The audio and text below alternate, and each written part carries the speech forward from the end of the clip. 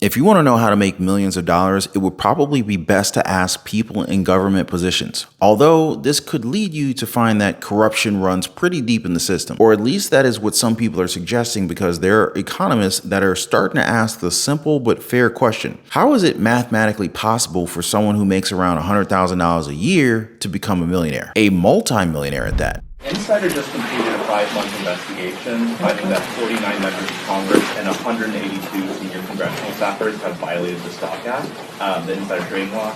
I'm wondering if you have any reaction to that, and secondly, should members of Congress and their spouses be banned from trading individual stocks while serving in Congress? No, I don't know to the second one.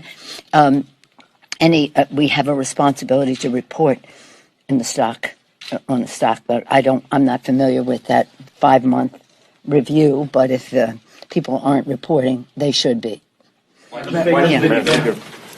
Because this is a free market and we're a free market economy. They should be able to participate in that. Y'all know she needed that sip of water before answering that one. And of course, it's a free market. It's not like these politicians can predict the market better than Warren Buffett. I mean, like, if I didn't know any better, I would think that they had information beforehand. But nah, they wouldn't misuse their power like that, right? But Grant Cardone, who's a real estate tycoon, is asking a very simple question. How is it possible for public servants, meaning politicians, to make millions of dollars while only receiving six-figure incomes of no more than $200,000 a year? I mean, it's a good question. Now, if I asked you what you thought was happening, what would you say? Are they just that good with the stock market? Is it through bribes? Or is this just full-blown corruption and they're using their positions not to serve the public, but to serve themselves? Oh, and before I move on to the next topic, do you guys have any idea how much lawmakers are actually supposed to pay in fines if they did not report their transactions within the first 45 days that they're required to do it in? Just guess. Okay, so here it is, $200. Man, I feel sorry for any of these people who actually have to pay this huge fine, you know? And the worst part is that it can balloon all the way up to 500 big ones. Wow. That'll show them, right? What a freaking joke. But you know, this is what a lot of us sign up for when we put these people into power. And speaking of that, do you read the fine print before you sign anything? Heck, do you check the terms and conditions for apps that you use on your phone? Chances are that some of you do, while others pretty much just tap yes or sign off without a care in the world. Now, the latter is not a great practice, especially when you're getting a deal that sounds too good to be true. But before I play this clip, please take a quick second, drop a like for the video, and subscribe to the channel. All right? Appreciate that, guys. It started with a phone call to Victoria Vanderveen about her Burton Street home. Are you planning on selling your home? And I said, oh, no, I'm going to be here till I'm dust. That's okay, said the caller, an agent with MV Realty. We'll give you $875 now if you can guarantee that when you do go to sell your house, you will give it to us. Really? Vanderveen, who could use the cash, called Target 8 to check it out. And when MV Realty sent a notary with a contract to the Burton Street home, we were there too. My name is Susan Samples. I'm an investigator with News 8. The notary had the agent on speakerphone to walk Vanderveen through the contract. You're offering cash up front? She wasn't interested in walking me through it. Ma'am, this is the agreement. Miss Victoria, this is who I'm speaking to, Victoria. No matter, here's how the deal works according to the Florida-based company. MV Realty offers homeowners a cash incentive up front, a percentage of the home's estimated value up to $5,000. In exchange, if the homeowner sells at any time in the next 40 years, MV has the exclusive right to list it. Even if you die and pass the home on to heirs, they are locked in too. MV has 6 months to sell your home and receive 6% of the sale price. If MV fails to sell, you have 60 days to list it yourself at the same price.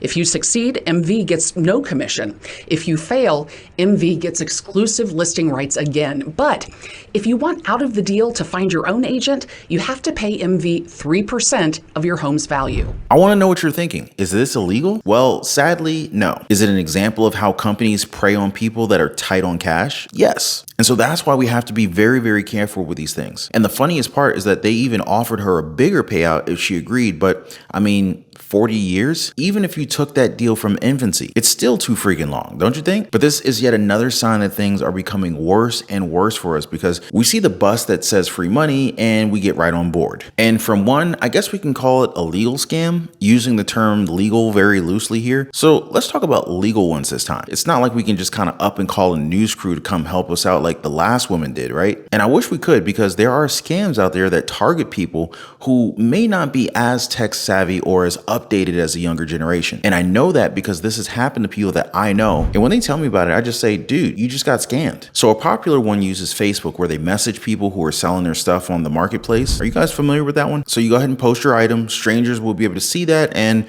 from there they can send you messages. One woman was sent a message where she was asked about the item, but the buyer, or in this case the scammer, said that they were worried about the woman's identity. Wow, that's prime gaslighting right there, huh? But yeah, so the scammer asked the woman to download a Google voice code and sends it to them. And after doing so, well, the woman got worried because this just didn't feel right. So what's the first thing you do when you suspect that something's off or something's wrong? You either try to find solutions online or you look for help, right? While I agree that there's nothing wrong with asking for help, you need to understand who you're talking to, because this victim got scammed a second time as she searched for Facebook customer service and found a phone number that she called. Newsflash, Facebook customer service doesn't have a phone number that you can call. This gave the second scammer access to the victim's computer and pretty much everything else inside. Like, it's hard to live in an age where everything is digital. Y'all know what I'm saying? Like, you just can't trust anything or anyone anymore. And that's why I'm telling you guys right now, safety over everything, be it your money or items that you're selling or with your personal information. Try and contact family or friends first for help rather than going online, especially if you're not sure what you're doing. Facebook Marketplace scams are on the rise, mainly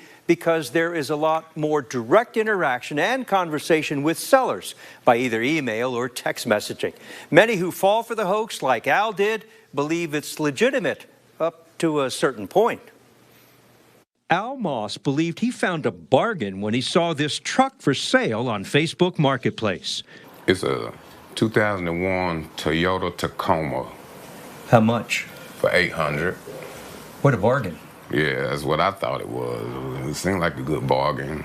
Al wanted to believe the rock bottom price because his car doesn't run and he needed new wheels. Who is the seller? It's a woman named Wendy Robinson.